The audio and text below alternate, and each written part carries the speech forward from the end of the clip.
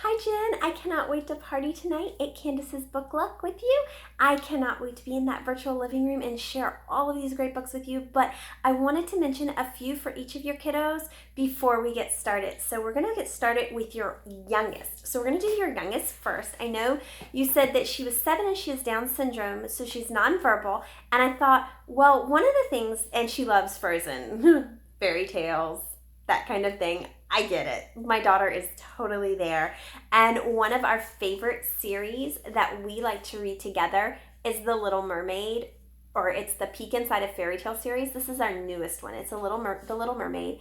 It is such a sweet take on that story. I love that it's not necessarily the Disney-fied version, so just be aware that that's the case. But they're thicker board pages, so it's not going to get ruined, really messed up. It does have a large flap, so my daughter loves flipping those pages. She thinks that's so much fun. And of course, the detailing on these books is amazing. There's so many in this series, so check it out. This is Peek Inside a Fairy Tale. Another one that we have that I thought of her for, because you said that she's nonverbal, and this is actually one of my favorites to curl up and read to my kiddos. It's Once Upon a Timely. Again, the pages they're not board pages, but they're laminated cardstock. So they're really nice thick pages. And it's a rhyming story, and it's beautiful. I love you spellbindingly like Merlin the Wizard. I love you extraordinarily like the Snow Queen's blizzard. I love you sensitively like the Princess and the Pea. I love you practically like pig number 3. So it's such a wonderful story about how we all love you. And it says, I love you everlastingly. Once upon a timely, I love to read with you beside me. It's such a beautiful story, and I absolutely adore this one. Last but not least, I wanted to share our Sticker Dolly dressing books. This happens to be dogs and puppies, but we have so many of these that it is one of those things that it is literally dressing up the characters with stickers. Each of the pages has its corresponding sticker. Oop, my daughter just did this page yesterday. It has a corresponding sticker page. See, yep, this is Snow Walk. And so this bottom part, I pulled this out, it's perforated, and then she gets to attach those images. Now, my daughter is 4.5, but she absolutely adores these Sticker Dolly dressing books. So check these out if it seems like something she might be interested in. It's a great way to work on fine motor skills, which I know sometimes can be a little bit of a struggle. Okay, so now we're going to jump to your son who likes the solar system and animals. So I wanted to mention a few that we have. This is actually our newest book. This is Dr. Maggie's Grand Tour of the Solar System. It's not one I normally highlight in parties, which is why I wanted to mention it here. I adore this.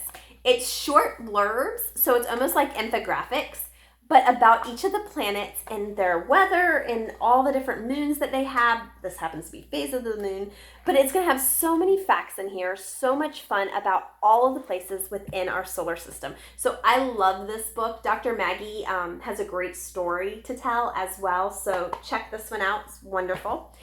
Another one that would be perfect for his age is See Inside the Universe. See Inside the Universe is actually, once it's out of stock, it's out of stock for good. It's out of print. So be sure to snag this if it looks like something you're interested in. We'll talk about flat books tonight, but I love that there's small amounts of material under each of the flaps, so you're not reading a wall of text, and it really gets them engaged with what they're doing. This book is something that I would have used in my high school or science classes for astronomy. It's that in-depth and it's that detailed. So I absolutely adore this and highly, highly recommend this one. It's really, really cool. Okay. Last but not least for him, I wanted to mention the Sboring World of Animals. Now, we homeschool, and this book has been a godsend to us because my son adores animals, and so we do animal projects every once in a while just to throw in for science because he just adores it so much. So he will go through here and he will choose an animal to read about, and then he'll actually come up with something to do regarding that animal. This is a fantastic book for any animal lover because the images in here are phenomenal. They are so detailed and so beautiful that it makes this book so worthwhile. So this is the Sboring World of Animals. So check that out. Okay, now for your 10-year-old. I know that you said eyesight is a problem, and wanted books with larger words. I wasn't sure where he was cognitively, but I wanted to mention a couple of our books. Anything by Sally Rippin is going to have larger text print and is going to be wider spaced. Now, these are for beginning chapter book readers. There's 50 words per page, or less than 50 words per page, and an image on every other page. And the words are larger, and they have that space in between them. These are great stories. I read these to my kids all the time. Another one of her series is Polly and Buster. This is for an older age range, actually right around the same age range as where your son is.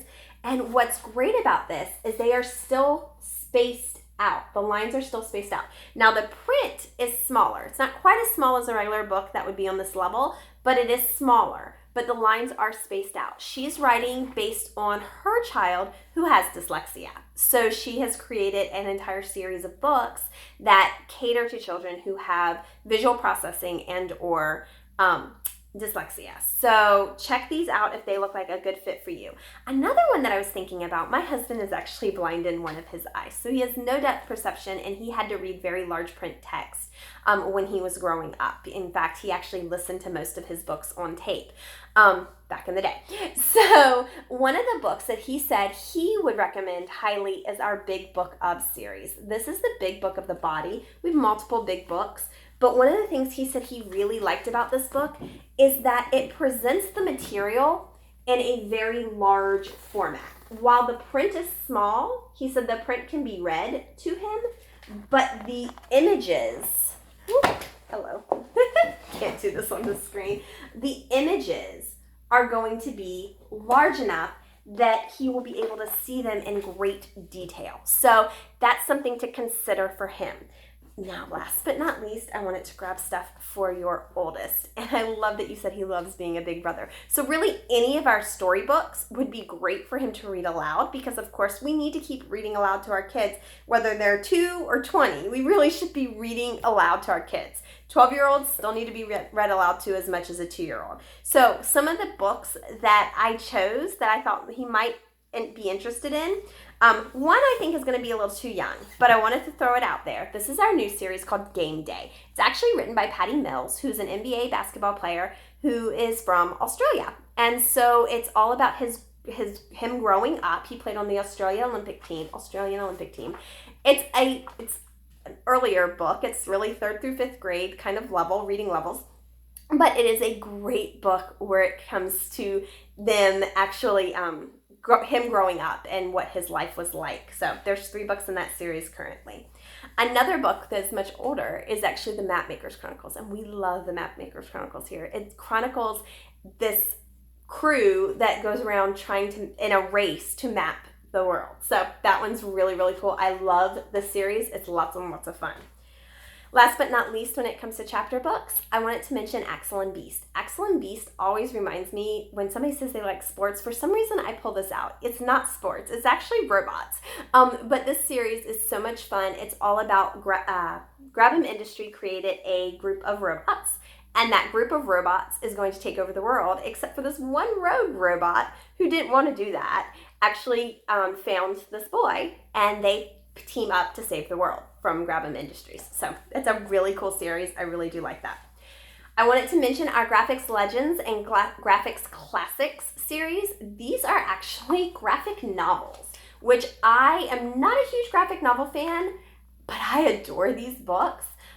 This happens to be Hound of the Baskervilles, one of my favorite Sherlock Holmes stories. It is phenomenal. We have things like Dracula, Odyssey, so many different titles, Alice in Wonderland. We love these in our house. I've actually been able to read some of them to my son, something that I didn't think I'd ever be able to do, but we studied the Odyssey this year, and he absolutely adored the Odyssey book. I don't think I could have read him the actual Odyssey.